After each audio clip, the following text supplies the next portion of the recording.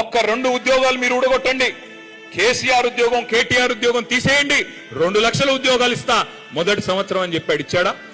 2 లక్షలు కాదు, అందులో కనీసం 10వ వంతు కూడా రాలా. ఈ రోజుకి ఈ ప్రభుత్వం వచ్చినాక, కాంగ్రెస్ ప్రభుత్వం వచ్చినాక ఇచ్చిన ఉద్యోగాలు ఇవాళ కేవలం 10,000 కంటే తక్కువ.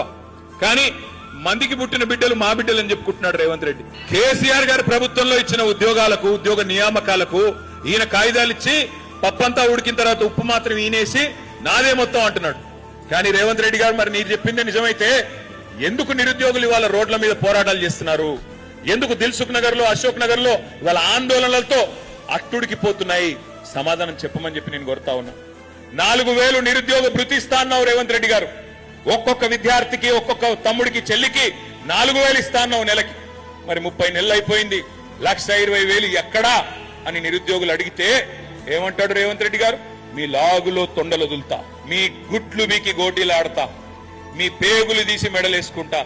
2.5 ఏళ్లలో బూతులు, ఎగవేతలు, కూల్చివేతలు తప్ప మీరు చేసింది ఏంటి అని నేను అడుగుతా ఉన్నా.